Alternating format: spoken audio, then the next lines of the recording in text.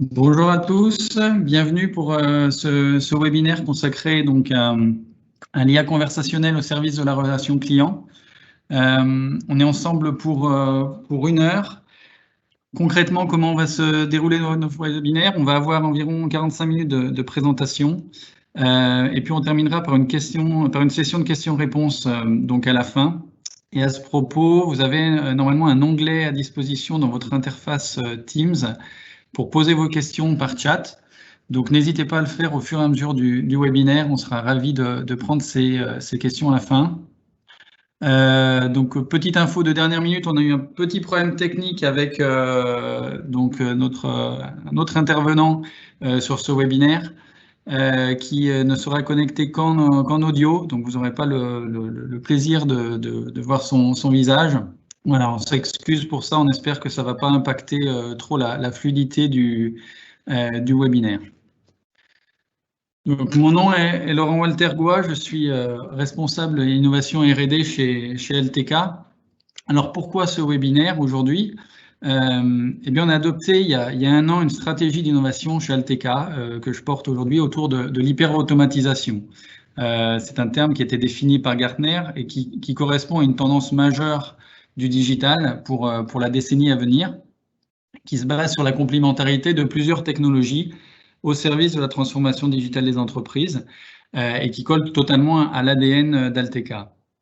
Et l'IA conversationnelle est un des piliers de cette hyper-automatisation et c'est aussi un des axes prioritaires de notre développement.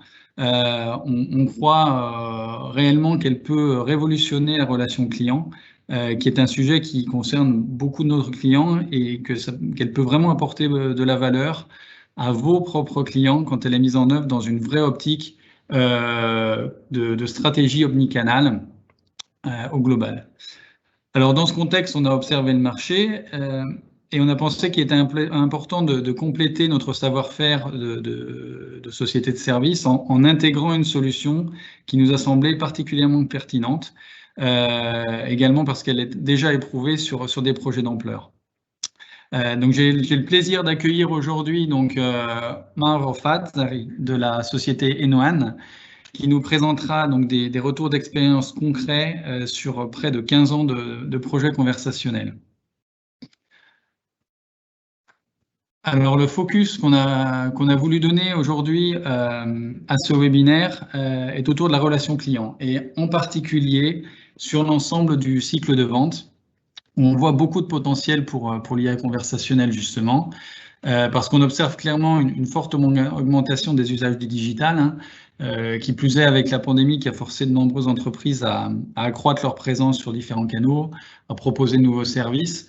Alors, quand on parle client, on entend aussi bien des clients externes, donc des utilisateurs finaux, du grand public typiquement, mais également des clients internes, des collaborateurs au sein de différents métiers d'une entreprise qui font aussi partie de cette clientèle. Alors, en quoi l'IA conversationnelle peut servir le cycle de vente? Eh bien, elle peut intervenir à chacun en fait, des stades avec un certain nombre de cas d'usage, dont certains seront approfondis aujourd'hui par Mauro, justement. Donc, si on les parcourt rapidement, avec quelques exemples, typiquement, avant la vente, on va avoir des cas d'usage autour de campagnes marketing, autour de sondages aussi d'opinion pour sonder le marché de manière automatisée. Également, tout ce qui tourne autour de la prise et le rappel de rendez-vous. Pendant la vente, alors un exemple peut être par exemple des actions de souscription de contrat, donc d'onboarding de nouveaux clients. On parle aussi d'e-commerce, de e-commerce, donc e-commerce conversationnel avec vraiment de la prise de commande également de manière automatisée. Et puis tout ce qui va tourner autour du support, du conseil à la vente avec ce qu'on appelle les robots advisors qui sont de plus en plus développés, notamment dans le marché financier et dans le marché du retail également, pour assister un acte de vente ou une recherche de produits ou de services d'un utilisateur. Et puis sur l'après-vente, bien évidemment, des sujets autour du SAV pour automatiser un certain nombre de questions récurrentes qu'il peut y avoir. Donc tout ce qui tourne autour du support ou de l'helpdesk, on peut imaginer de l'helpdesk IT dans une entreprise, par exemple. Et puis, bien évidemment, les sujets d'enquête de satisfaction qui peuvent, là encore, bénéficier de l'IA conversationnelle pour facilement automatiser et réduire vos coûts opérationnels. Alors, on va se présenter très rapidement avant de rentrer dans notre cœur de sujet aujourd'hui pour vous partager surtout notre vision du marché, les principaux enjeux business actuels dans la relation client, et ça va vraiment être notre fil conducteur du jour.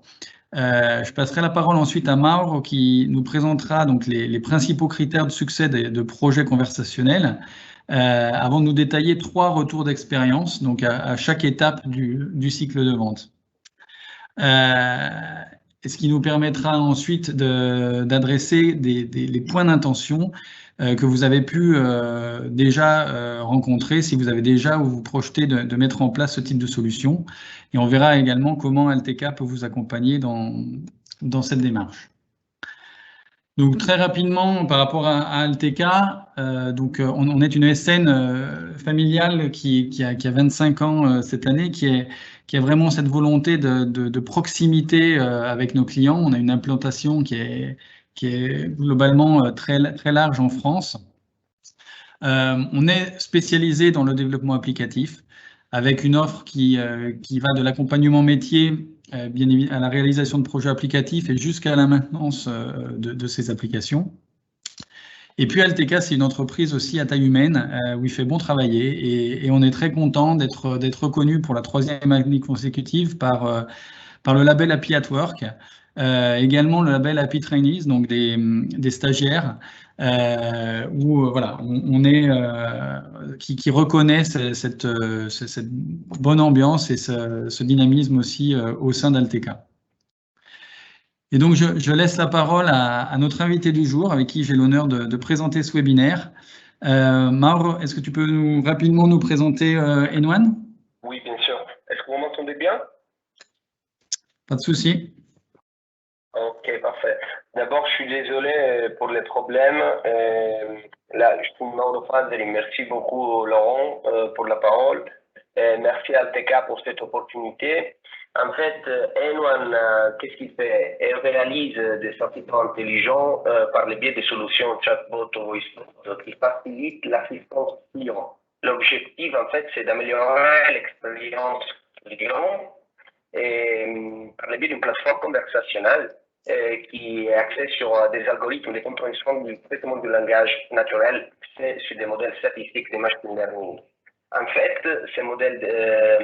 ces algorithmes propriétaires ont été testés sur 15 ans d'expérience et sur des grands acteurs, sur les scénarios italiens et pas seulement, même dans d'autres pays. On a eu l'opportunité de gérer seulement en 2020 plus de 35 millions de conversations, dont 21 millions au Brésil. Et donc, comme vous pouvez voir, cette plateforme conversationnelle, c'est pas seulement omnicanal, mais c'est même multilangue. En fait, on a 8 langues utilisées sur des projets en production, plus de 25 langues déjà testées et utilisables. De toute façon, notre valeur adjointe, c'est les données conversationnelles. Donc, pour améliorer et surtout pour assurer à nos clients et nos partenaires la gestion de ces données conversationnelles en toute sécurité, on a appris beaucoup de certifications. Donc, la 22300 000 qui fait la business continuity pour assurer la continuité du service, la 27 000 pour ce qui concerne les systèmes de gestion intégrés et des données qu'on gère. Et après, l'année dernière, on a même obtenu les certifications, les extensions de la 27 000, la 17 et 18, qui assurent la possibilité de gérer les données conversationnelles sur le cloud, donc, tout en sécurité. Juste pour terminer, passer la parole à Laurent. Là, on a une boutique qui choisit le projet, donc c'est pour cette raison qu'on gère aujourd'hui 15 projets en cours dans 5 pays. Là, je reviendrai quand même sur comment on pourrait envisager et faire face à vos problèmes par le biais de notre technologie. Donc, je passe la parole à Laurent. Merci beaucoup. Merci Mao pour cette présentation et pour ton bel accent bien chantant. Je retiens moi les volumes importants hein, que vous traitez et puis ces certifications en sécurité qui sont vraiment devenues un must aujourd'hui, surtout dans ce domaine. Alors, comme je disais en introduction, si on regarde le marché de l'IA conversationnelle, en 2019, on avait plus de la moitié des Français qui ne faisaient pas confiance à un bot, selon des statistiques. Aujourd'hui, on a plus de la moitié qui utilisent un assistant vocal et notamment plus d'un tiers qui l'utilisent tous les jours. Donc on voit l'inversion de tendance. Mais en même temps, on observe, vous le voyez, que l'attente du support est typiquement source de grandes frustrations et de perte de clientèle. Et ça, les entreprises ont bien compris, puisqu'elles dépensent d'ores et déjà, vous le voyez, plus pour leurs bots que pour leur application mobile. Et c'est une tendance qui se confirme, hein, bien sûr, au niveau global du marché. Vous voyez qu'il y a une très forte croissance qui est en cours, notamment pour utiliser ce type d'outils pour réduire des coûts opérationnels importants, si on parle vraiment de la gestion de la relation client en général. Alors, juste petit rappel, hein, n'hésitez pas si vous avez là encore des questions qui vous viennent au fur et à mesure à utiliser l'onglet qui est dédié pour les poser par chat et on les traitera donc à la fin. Alors, si on reprend notre cycle de vente et qu'on regarde plus près les problématiques principales qui ressortent au niveau de la relation client, on en voit à toutes les étapes. On en voit que ce soit pour sonder le marché, hein, ou se faire connaître auprès de prospects, par exemple, via les canaux les plus adaptés à notre business. Pendant la vente, pour mieux connaître ses clients et mieux les reconnaître, donc des problématiques autour de l'intégration finalement avec leur historique, avec un CRM pour récupérer cet historique et surtout apporter une réponse ou une recommandation qui soit personnalisée. C'est vraiment un des gros enjeux aujourd'hui de ce type de service et de solutions. Bien évidemment, il y a aussi de très gros enjeux business au niveau des demandes récurrentes à faible valeur, hein, et plutôt que la gestion aussi de pics exceptionnels, qui sont tous les deux donc très coûteux d'un point de vue opérationnel et qui peuvent engendrer beaucoup de frustration, que ce soit aussi bien chez les clients que chez les conseillers eux-mêmes ou les opérateurs humains qui doivent les traiter. Et puis on observe aussi des problématiques qui sont plus d'intégration, plus technologiques, sur comment réutiliser des processus internes qui auraient déjà pu être automatisés, alors via du RPA ou autre technologie par exemple, et comment les rendre accessibles via des interfaces conversationnelles qui peuvent être plus efficaces, plus fluides qu'un portail web par exemple, ou voire même qu'une application mobile. Alors, je te pose la question, du coup, Maur, sur la base de ton expérience. C'est quoi ton secret à toi pour résoudre ces problématiques? Oui, merci beaucoup. Alors, je fais un petit rappel. N'hésitez pas à poser vos questions dans l'onglet dédié et on les traitera à la fin du webinaire. En fait, les secrets principaux, avant de parler de comment faire face à ces problèmes, j'aimerais bien centrer le discours sur le fait qu'on est passé d'une économie centrée sur la transaction d'un produit vers une économie de l'expérience. Donc, on n'achète pas plus seulement un produit, mais vraiment une expérience client. Et notre but, c'est vraiment d'améliorer cette expérience client pendant les cycles de vente. comme tu as bien montré, c'est vraiment très important aujourd'hui sur le marché pour pouvoir assurer cette expérience. En fait, j'aimerais bien vous présenter notre technologie par le biais des 3 points qui sont les premiers, les points du business.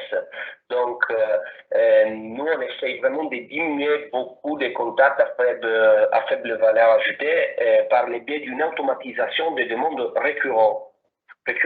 Donc, celles-ci peuvent sûrement augmenter vos sources de revenus, même parce que par le biais des données conversationnelles, vous pourrez avoir une historique, une histoire conversationnelle du client, améliorer son expérience et surtout faire du upselling et cross-selling pendant l'achat, même si vous êtes en ligne, même si vous êtes sur plusieurs canaux de communication.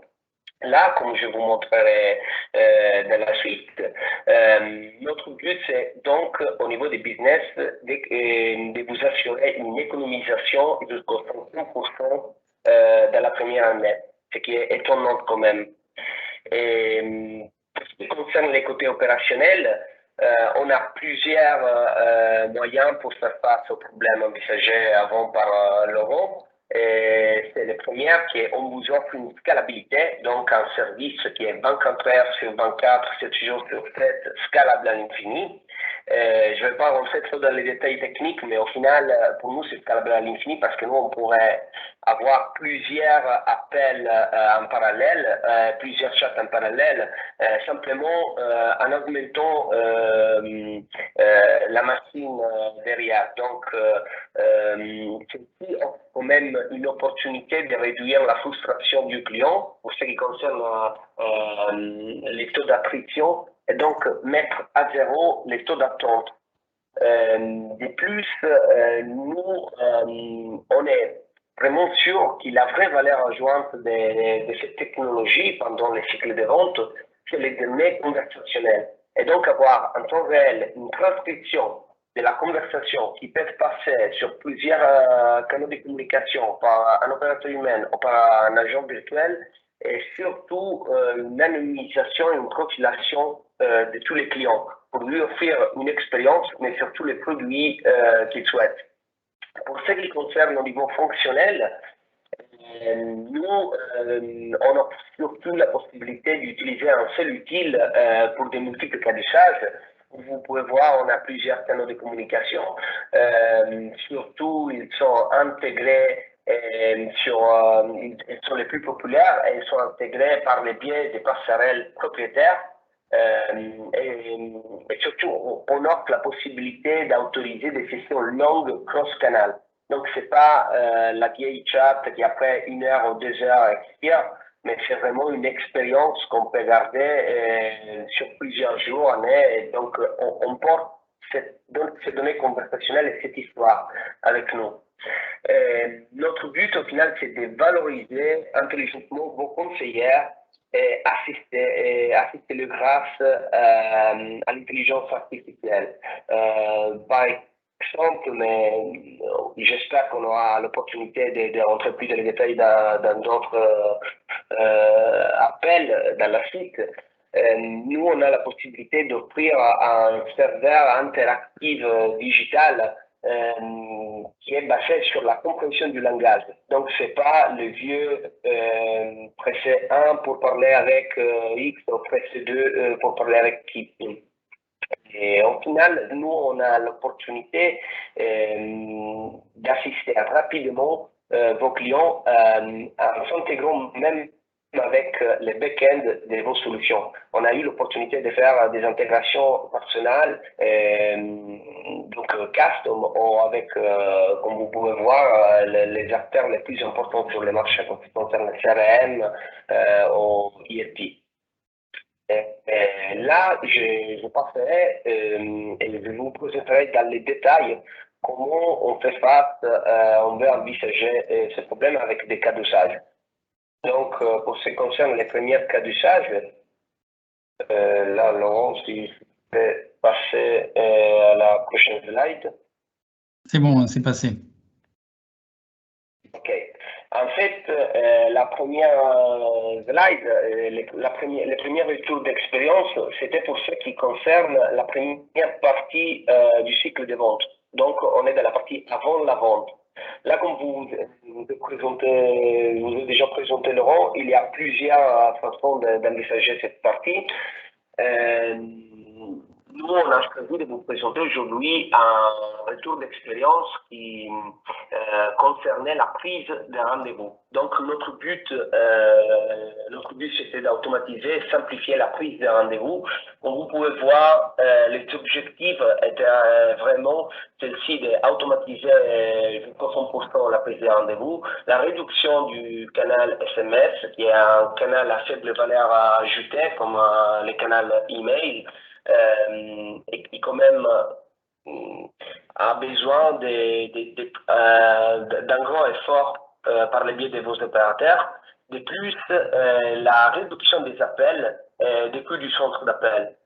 Donc, faire le tour de l'expérience a été sur Comdata. Comdata, c'est un des premières 10 centres d'appel au niveau global avec plus de 5000 employés. Et Comdata a un chiffre d'affaires de plus de 1 milliard et plus de 700 clients sur un actif. Donc, nous, on a supporté Comdata pour certains de ses clients, pour ce qui concerne la prise de rendez-vous afin de l'installation de la fibre optique. Donc, pour les principaux opérateurs télécoms en Italie. Les résultats ont été étonnants, comme vous pouvez voir par les premières pie charts. Les taux de conversion étaient du 76% par le biais des appels SMS, en tant que dans la suite a été du 82% avec notre technologie. Donc une augmentation de la prise du taux de conversion, surtout dans le troisième histogramme, on peut voir la différence que là, il y avait les 10% de gestion par SMS, les 90% par appel, et donc il y avait même une différenciation des données conversationnelles sur plusieurs canaux qui parfois n'est pas la meilleure solution pour donner une continuité à l'expérience client. Avec Enwan, donc, ils ont un seul canal. Ce canal a été étonnant parce qu'il y a eu la réduction des coûts de gestion, des prises de rendez-vous, de 80%. Donc, un autre résultat très important a été le temps de traitement moyen.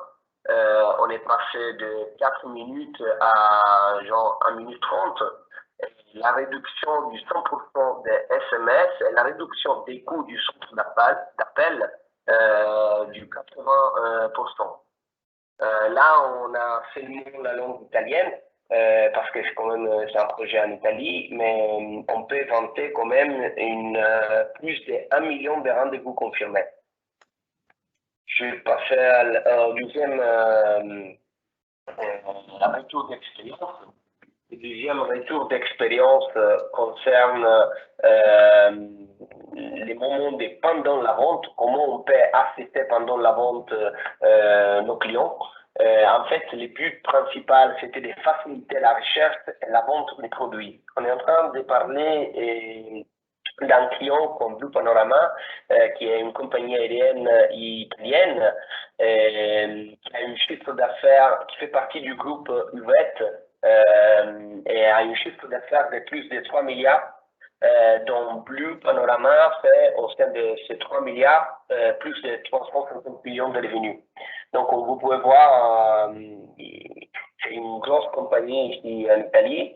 Et les objectifs étaient toujours la réduction des canaux de communication à faible valeur ajoutée, comme les emails, la réduction des appels et des coûts du centre d'appel, et surtout acquérir les données conversationnelles afin de manière automatique, afin de pouvoir augmenter cette expérience client.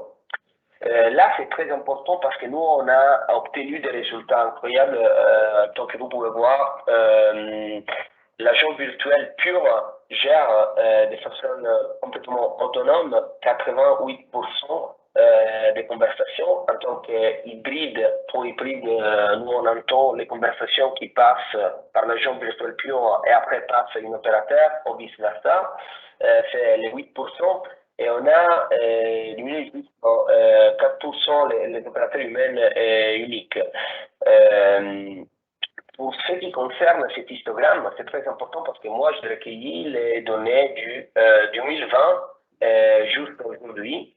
En fait, comme vous pouvez voir, mars 2020, qui a été quand même une période très compliquée pour ce qui concerne les confinements ici en Italie, c'était le début du confinement en Italie. Vous pouvez voir, il y a une baisse du 58% de gestion du virtual agent, de l'assistant virtuel. Là, c'est explicable parce que, en fait, il y avait des intentions, donc une gestion d'une conversation nouvelle pour nous, et il fallait apprendre la machine à gérer ces nouvelles intentions. En fait, c'est comme pour une opération humaine, tout le monde, je pense, a appris les confinements et ce que c'était une pandémie en mars 2020. Mais comme vous pouvez voir, on a commencé à gérer de plus en plus de façon autonome, jusqu'à arriver aux 75% de moyenne de façon autonome, donc des agents virtuels purs.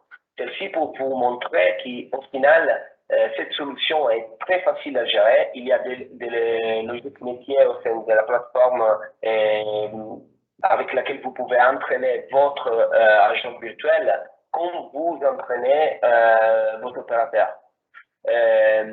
Ici, c'est vraiment de façon très rapide et on peut comprendre et gérer d'ici en 2 mois les 10% plus. Pour ce qui concerne autres résultats, il y a toujours le temps de traitement moyen qui a été baissé de 25%, une réduction des appels de 30%, et surtout, c'est très étonnant que cette réduction a été en 8 mois. De plus, on a augmenté la vente de 500 000 € par le biais de la live chat simplement. Ici, il y a plusieurs canaux, il y a les appels, il y a Facebook, Google Assistant, SMS, mais c'est très étonnant parce que nous, par le biais de la vente, on assistait les clients même pour faire du upselling et cross-selling. Donc, vendre pas seulement des informations pour gérer la facilitation de la recherche des vols, mais même pour vendre des autres choses. Là, au final, on a 5 langues natives parmi les Français et on est en train toujours de pouvoir assister Blue Panorama avec d'autres langues. Au final, on gère 400 000 requêtes par an et 12 cas d'usage. Donc, ceci, c'était pour pendant la vente. Là, j'aimerais bien rentrer dans les dernières parties du cycle de vente, qui est après la vente. Et avant de parler de ces cas d'usage, vraiment, moi, j'aimerais bien souligner le fait que parfois, on pense que le plus important, c'est vendre un produit. Et tout le monde oublie l'importance d'assister les clients après l'achat. En fait, moi, je veux toujours apprendre ce qu'ils disent Bezos, que Amazon, c'est pas la meilleure parce qu'elle offre les meilleurs produits, c'est la meilleure parce qu'elle offre la meilleure expérience d'achat après la vente du produit. Donc, c'est vraiment très important de pouvoir lier cette partie du cycle de vente et assister au mieux vos clients. Comment le faire? En fait, nous, on a eu cette expérience avec Bonprix. Bonprix fait partie du groupe Otto. C'est un groupe allemand qui a une chiffre d'affaires de plus de 15 milliards, dont les 80% est des revenus et des ventes en ligne. Le groupe Bonprix a enregistré une chiffre d'affaires de plus de 250 millions d'euros avec une augmentation des revenus de 25% dans la dernière année. En fait, le but principal était d'automatiser les services après la vente par le biais d'une assistance client qui était concentrée sur l'expédition et le remboursement. Donc, assister pendant les statuts d'expédition et les porter pour d'autres problématiques comme les remboursements. Là, comme vous pouvez voir, il y avait toujours le même objectif, donc réduction des emails toujours un canal, je le souligne, toujours un canal à faible valeur ajoutée. Parce que parfois, les emails, comme vous pouvez vous imaginer, c'est vraiment très lourd, même par les côtés de l'expérience client. Il faut ouvrir l'email, écrire un email, après attendre en tant qu'un canal comme la live chat, coûte moins. C'est mieux pour vos clients. C'est plus interactif et dynamique. Donc, il y a une augmentation même de l'expérience. Après, il y a une automatisation des requêtes des clients, qui est un autre objectif, et la diminution du temps moyen pour chaque requête. En fait, moi, j'ai déjà la frustration parce que j'attends mon produit. Là, vous allez réduire cette attente, vous allez réduire l'attente de la conversation, de l'interaction. Les résultats ont été étonnants quand même parce qu'il y a eu un agent virtuel qui gérait les conversations du 55%. De façon hybride du 44%, et l'opérateur humain uniquement était appelé seulement pour les 1%. Donc, le temps de traitement moyen a été réduit du 80%. Et il y a eu une réduction des conseillers dédiés de 92 jusqu'à 61 parce que, en fait, cette technologie, c'est pour supporter vos conseillers surtout et pour lui donner la possibilité de se détacher de certaines tâches mécaniques pour les mettre sur des tâches qui nécessitent une valeur adjointe. Donc, nécessitent vos opérateurs. De plus, il y a eu une réduction de 27% des emails et une réduction des coûts des services de 1 million. Ce qui fait impressionnant si vous comprenez comment la gestion de l'assistance des clients, ça vous coûte plus de 1 million d'euros. En tant que volumétrie, on a obtenu 350 intentions. Pour ce qui concerne les intentions, en fait, sont comment, sur la base de nos algorithmes de traitement de langage naturel, on comprendre les interactions. Et là, vous pouvez comprendre même une autre chose, c'est que 350 intentions, pour supporter bon prix, pourrait être quand même les mêmes 350 intentions pour un autre e-commerce. En fait, celle-ci, c'est de l'expérience qu'on peut amener à d'autres clients. Là, donc, si en 6 mois, on a fait les résultats, comme vous pouvez voir au début de cet histogramme, ces données sont prises sur les premiers 6 mois. Là, vous pouvez vous imaginer qu'on va réduire même les temps de mise en place du projet. Donc, vous pourrez voir plus vite les résultats. Au final, il y a 200 000 requêtes par an sur 4 langues, parmi les français, l'italien, le tchèque et l'espagnol. Pour ce qui concerne les canaux, il y a les SMS, WhatsApp, live chat. Et là, on est en train même de tester les appels. Là, je passerai la parole de nouveau à Laurent et je répondrai vos questions. Merci beaucoup, Marc, pour ces retours. On voit que il y a du vécu, il y a du concret, avec des chiffres qui sont importants et surtout des vraies économies opérationnelles et puis, comme tu l'as dit, parfois même des nouvelles ventes. Donc je pense que vous avez bien vu la valeur ajoutée que peut apporter l'IA conversationnelle et notamment d'une plateforme omnicanal et multi-cas d'usage comme celle d'Enoan, qui est très très innovante, qui est aussi très robuste techniquement, hein, on l'a vu avec les volumes que vous traitez. Bon, même si le but aujourd'hui n'était pas de vous présenter l'ensemble de ces fonctionnalités.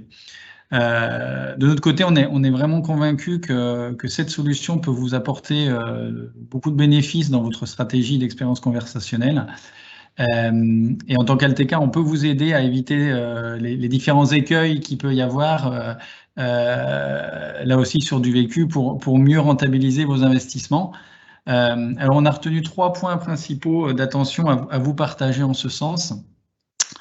Le premier, c'est vraiment d'arriver à identifier parmi les cas d'usage potentiels ce au ROI maximum dans votre stratégie. Le ROI, ça peut se retrouver soit en essayant de réduire vos coûts de ressources externes, hein, on l'a vu par rapport à du centre d'appel, donc maîtriser ces coûts-là, notamment par rapport à des pics de trafic ou autre.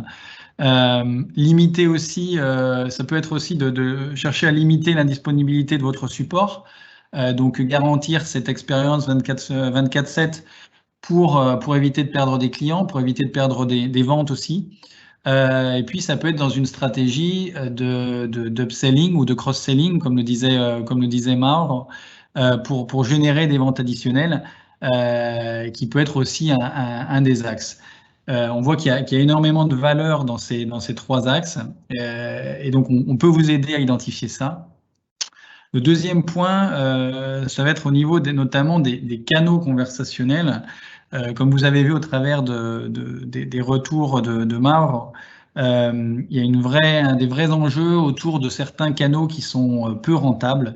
Le mail typiquement, mais aussi les canaux vocaux, hein, des centres d'appel. Un numéro vert avec et un plateau téléphonique peut coûter très cher vis-à-vis d'autres canaux.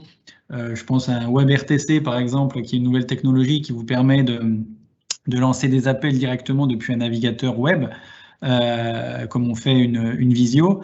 Donc c'est bien choisir les canaux en fonction de cette rentabilité, en fonction aussi de votre contexte évidemment business, et adapter ces canaux, adapter le discours, voir la personnalité de votre bot, de votre assistant, au canal et à ses utilisateurs.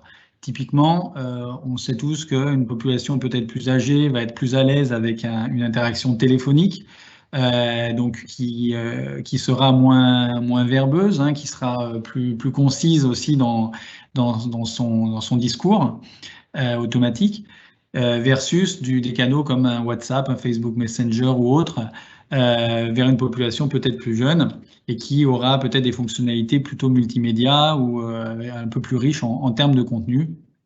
Donc c'est vraiment de travailler dans le détail ces canaux.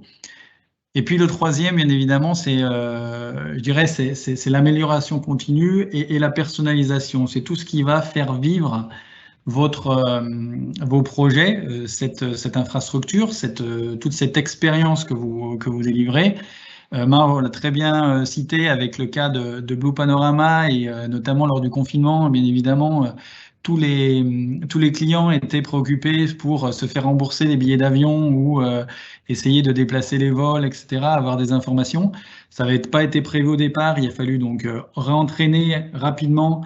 Et je sais que la plateforme fournit un certain nombre d'outils qui permettent d'aller très vite dans ce réentraînement justement pour mieux répondre de façon automatique aussi à ces nouveaux cas d'usage.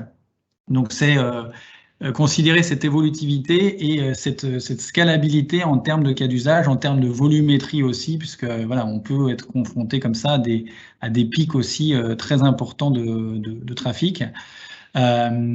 Et la personnalisation va apporter aussi dans l'humanité que certains pourraient challenger justement par rapport à ces outils-là.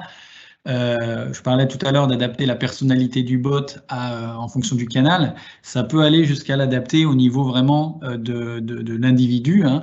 On reparlait de l'historique, de la connaissance de l'utilisateur en se greffant sur un CRM et par rapport à l'historique de transactions qu'il y a pu avoir, qui va permettre justement un upsell, un cross-sell pour recommander aussi de nouveaux produits. Et au final, une meilleure satisfaction, ce que recherchent vos clients.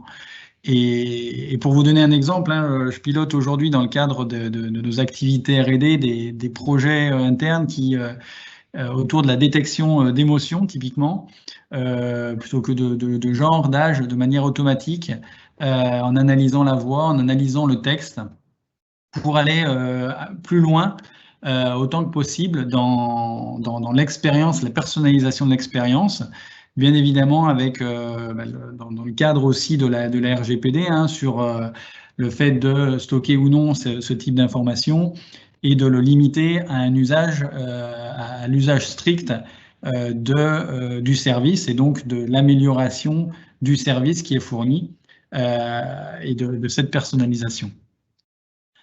Alors concrètement, d'un point de vue Alteca, on peut vraiment vous accompagner dans votre démarche à adresser tous ces points d'attention-là et à mettre en place vraiment plus rapidement ce type de projet au travers déjà de Proof of Value, hein, si ça vous intéresse. Et on peut vous accompagner bien évidemment sur les aspects métiers fonctionnels pour tout ce qui traite de la rédaction des contenus, hein, ce que va dire, ce que va vous prononcer le bot, l'assistant, définir, travailler les intentions, entraîner les modèles linguistiques, et puis sur les aspects bien évidemment plus techniques de développement des processus, donc des logiques métiers, l'intégration avec votre SI ou avec votre centre d'appel, et puis bien évidemment tout ce qui a trait à cette maintenance et cette évolutivité surtout dans le temps qui est pérenne et qui perdurera. Voilà, donc on arrive à la fin de notre présentation avec 3 minutes d'avance sur notre timing. C'est donc autour de vos questions que vous avez, j'ai vu déjà pu poser et qu'on va pouvoir traiter. N'hésitez pas encore à en poser dans cet onglet. Et donc on va tâcher d'y répondre avec Mauro. Alors, compte tenu un petit peu de notre problématique technique du jour, je vais prendre les questions et peut-être les adresser à Mauro Oui, en direct, puisque tu ne peux malheureusement pas les voir. Non, je le vois. Alors, si tu veux, on a des questions sur typiquement donc sur les données conversationnelles. Je dirais il y a deux questions qu'on peut peut-être regrouper ensemble. Ce qu'on entend. Les données conversationnelles. Voilà. Tout en sachant du RGDP. Oui, d'abord, je remercie vraiment les gens qui ont posé ces questions, parce que pour moi, c'est vraiment les points focaux, les points principaux de cette technologie pendant les cycles de vente. Alors déjà, qu'est-ce que sont les données conversationnelles? Pour nous, les données conversationnelles sont tous les infos qui sont exposées pendant la conversation. C'est-à-dire, Laurent avant parlait du marché, les problèmes du marché. D'après nous, les problèmes du marché, les principaux, c'est le fait que les 80% des conversations entre une entreprise et ses clients sont sur des canaux de communication et parfois ils ne sont pas tracés. Donc, est-ce que vous imaginez que vous passez beaucoup d'informations, vous, en tant qu'entreprise, et vous prenez beaucoup d'informations par vos clients, mais vous ne les tracez pas et vous ne les analysez pas. Donc, il n'y a pas une analyse quantitative ou qualitative de ce qu'ils veulent vos clients. Et là, c'est très important pour tous les côtés opératifs, pour les côtés marketing, pour les côtés sales. En fait, comment ils sont traités? Moi, je n'ai pas eu l'opportunité de rentrer trop dans les détails et j'aimerais bien les faire si vous pouvez faire une call dédiée. Là, je vous avance que nous, en fait, on a développé au sein de notre entreprise un ETL. Un ETL, en fait, c'est un software qui l'extraction des données, il les traite, donc les anonymise. Et après, il les charge les pousse sur un data mart où vous pourrez voir simplement ces données, ces profilations de vos clients, tout en respectant l'anonymisation des clients et donc les RGDP. Et je réponds à l'autre question. Tout en respectant ces règles, les données particulières de vos clients, surtout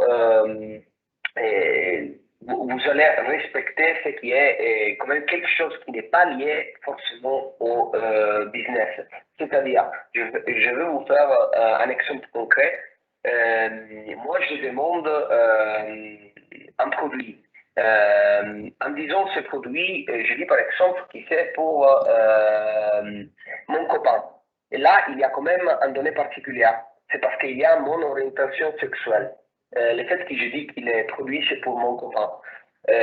Nous, on va anonymiser cette information. On va dire simplement qu'il y a un client qui a voulu ces produits dans la couleur rouge. Et donc, on va dire, bon, il y a eu les 80% des clients qui souhaitent ces produits en rouge et pas en rose et pas en blanc.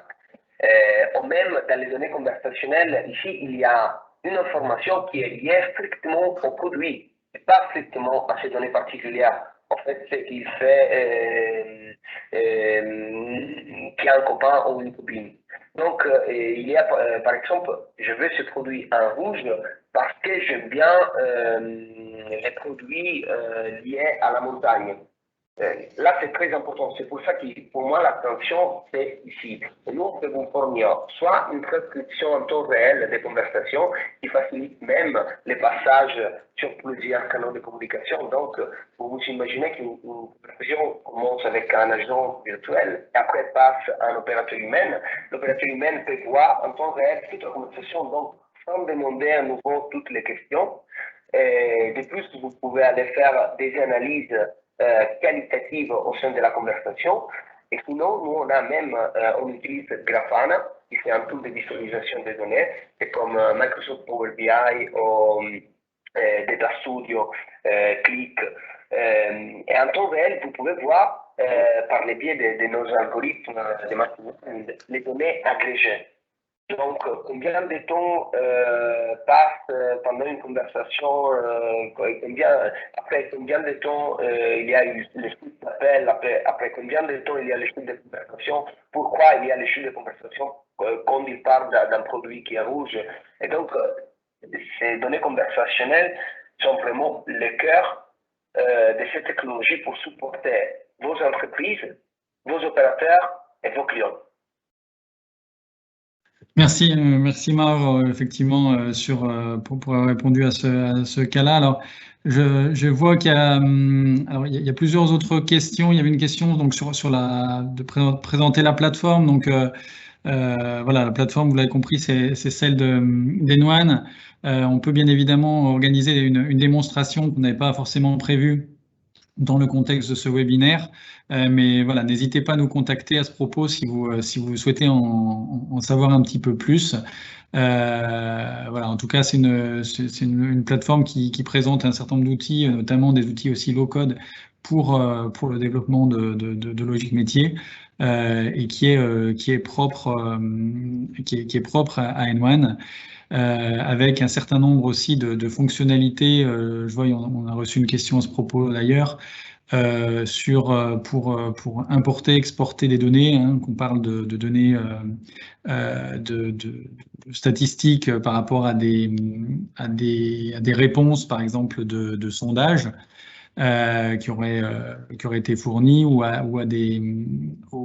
aux intentions, enfin aux demandes qui ont été faites, aux échantillons, ce qui peut aider aussi à préciser, à mieux entraîner aussi le modèle, qui a des mécanismes plus ou moins automatiques en fonction de la configuration qu'on veut lui donner, pour apprendre justement à mieux reconnaître aussi de nouveaux termes. Je vois qu'on avait une question, justement, je parcours sur de terminologie, donc sur les intentions. Donc une intention dans le jargon de l'IA conversationnelle et des bots, c'est en fait un type de demande de l'utilisateur qui peut l'exprimer de manière très différente. Il peut l'exprimer évidemment par la voix ou par le texte, indépendamment du canal. Et au final, cette expression va être reconduite à ce qu'on appelle une intention, qui est finalement, je demande à changer mon mot de passe. J'ai beaucoup de manières de l'exprimer, mais toutes convergent vers cette intention. Et donc notamment je crois que c'est pour le cas de Bonprix, il y avait 350 intentions, donc 350 typologies de demandes différentes qui peuvent être demandées. Bien évidemment, vous imaginez, plus la complexité, plus on augmente le nombre d'intentions, plus bien évidemment on est à risque d'ambiguïté.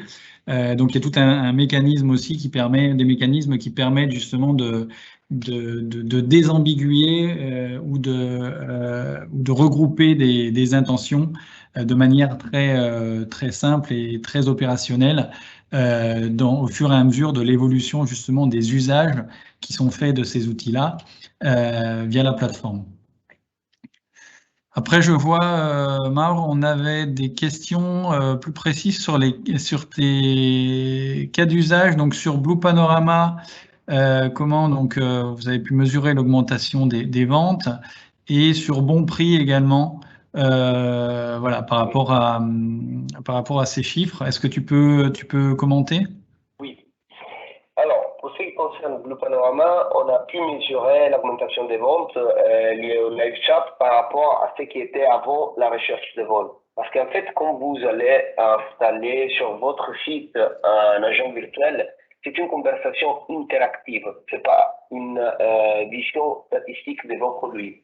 Donc, vous pouvez vous imaginer quand vous allez sur un site e-com ou même sur une compagnie aérienne, vous choisissez vos produits et vous sortez.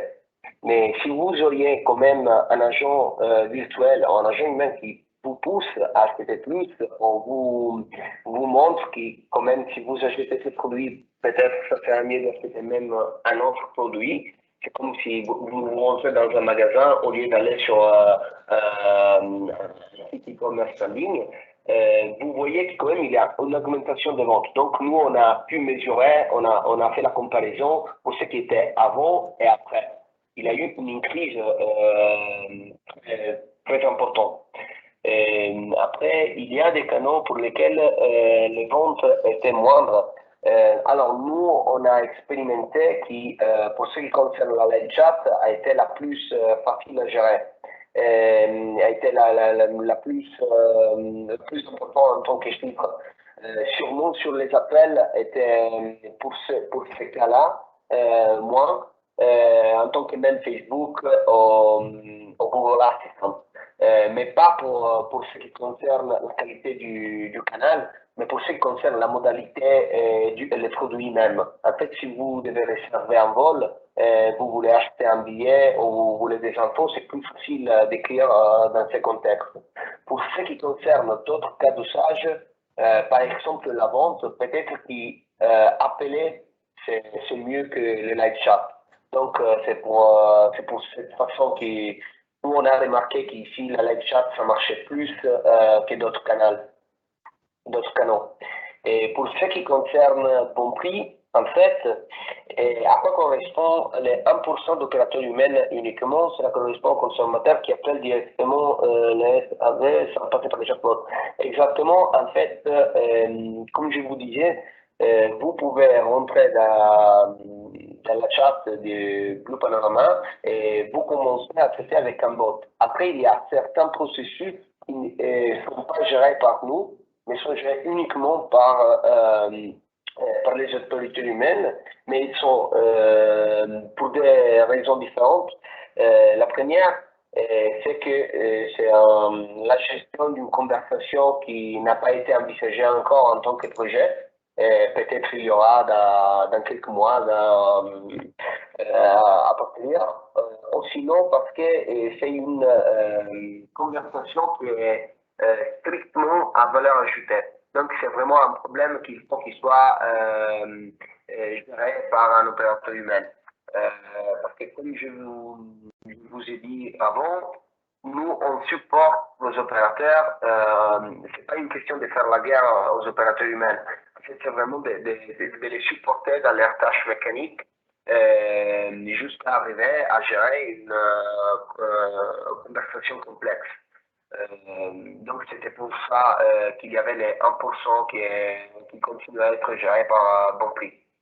Oui, si je peux compléter effectivement par rapport à ça, sur l'interaction, c'est très intéressant comme question parce que sur l'interaction, c'est le mode hybride entre les opérateurs humains et le bot.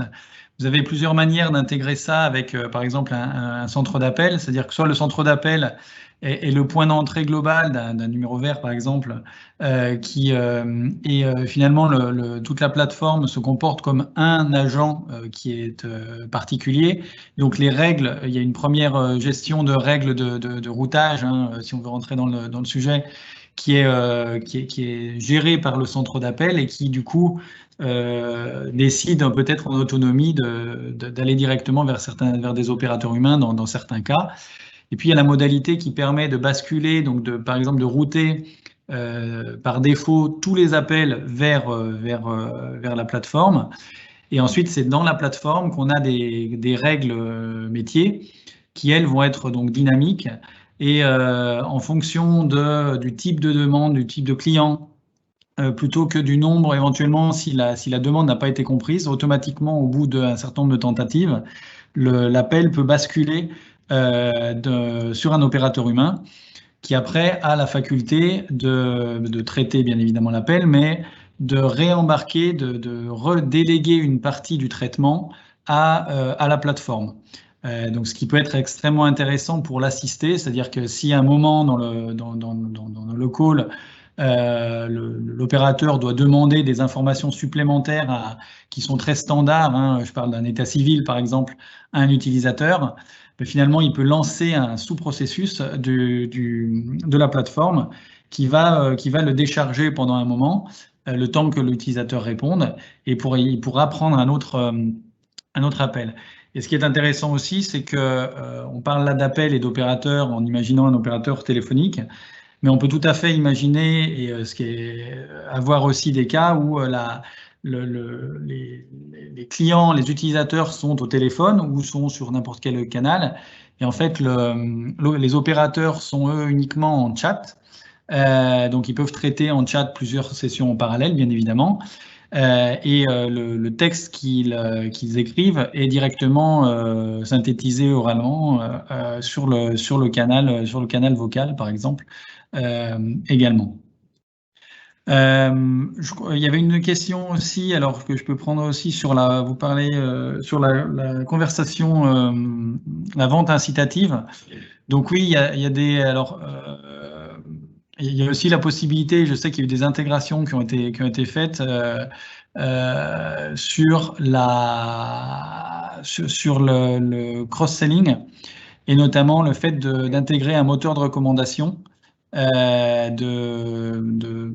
e-commerce dans l'outil pour justement, par rapport à l'historique, se rappeler qu'une personne a déjà commandé, je prends un exemple, des masques chirurgicaux la semaine dernière, et est-ce que vous voulez profiter de la promotion pour en recommander, ou est-ce que vous voulez commander cette fois des masques noirs ou du gel ou des choses comme ça? Tu confirmes, Marc? Oui, à ce sujet, en fait, on est en train de faire un POC avec RAI, qui est l'équivalent de Télévision France, pour inciter les gens à à acheter des produits qu'ils voient sur des programmes ou des films. Donc, il y a même les côtés incitatifs, comme disait Laurent, par le biais, est-ce que vous avez acheté ce maillot, vous pourriez même acheter ce produit parce que plusieurs clients achètent les deux produits ensemble. En fait, comme vous le voyez parfois sur des sites en ligne, là, ça serait incitatif parce que c'est en sortant que les bots demandent aux clients de faire cet achat. Si c'est cet achat. Là, de toute façon, juste pour dire que si vous voulez organiser une démo spécifique sur ce contexte, nous on aura le plaisir de vous montrer avec Laurent. C'est déjà mis en place sur la plateforme dédiée à Alteca. Merci Maro. Je vois, on arrive au terme de notre session. Il y avait une dernière question là sur l'annonce de la sortie du modèle Lambda de Google qui est sorti là mardi à la Google I.O. Donc il y a 2 jours. Alors personnellement, j'ai pas creusé totalement le sujet. Néanmoins, on est effectivement sur une technologie qui promet donc de saisir d'arriver à s'exprimer différemment avec justement de l'esprit, à exprimer des sentiments, à être empathique. On est totalement dans la mouvance de la personnalisation. Donc ça peut être en fonction sur des technologies qui peuvent s'intégrer. Dans tous les cas, on travaille justement avec N1 par rapport aussi à notre R&D à intégrer ces aspects de personnalisation, d'empathie pour que le bot soit là aussi au plus près de l'humain aussi en termes de réponse et en termes d'échange et d'interaction. Moi, par rapport à ça, je fais une chose. Sûrement Google fait des produits incroyables. C'est seulement le fait que nous, on n'est pas une technologie qui est née il y a quelques années, mais ça fait 15 ans, plus de 15 ans qu'on est sur le marché. On peut stresser nos algorithmes propriétaires. En fait, tous les enjeux de la technologie liés à l'intelligence artificielle peut être mature quand il a beaucoup d'exemples à gérer, beaucoup de conversations à gérer. Comme je vous ai montré avant, il y a eu beaucoup de temps et beaucoup de conversations pour le stresser, donc pour être sûr que la technologie est mature. Juste une dernière chose, Laurent, il y a le temps, c'est qu'en fait, il y a un autre produit qui est très intéressant, un autre canal, le web RTC, j'ai oublié de le souligner avant. En fait, cette technologie permet de passer des appels directement depuis un navigateur web sans application tierce. Là, vous pouvez imaginer combien d'économisation vous allez faire. Parce qu'en fait, vous n'avez plus besoin d'une ligne téléphonique pour converser avec vos clients, mais simplement par le web comme en train de faire nous. Tout à fait, exactement. Donc, en tout cas, je tenais vraiment à te remercier, Mar, déjà pour ton excellent français, qui était, je pense, j'espère, voilà, très compréhensible, enfin, du moins pour ma part, de tous. Et puis, pour ta présentation qui était très riche et très concrète avec des vrais résultats, on voit comment justement la valeur ajoutée de ce type d'approche. Merci beaucoup à tous pour votre attention. On espère avoir pu vous apporter quelques informations pertinentes et puis vous partager nos convictions surtout sur l'IA conversationnelle, que vous en ayez déjà mis en place ou non. Et on espère pouvoir échanger avec vous rapidement sur vos projets. Merci encore à tous et je vous souhaite un bon appétit. Merci beaucoup à tous.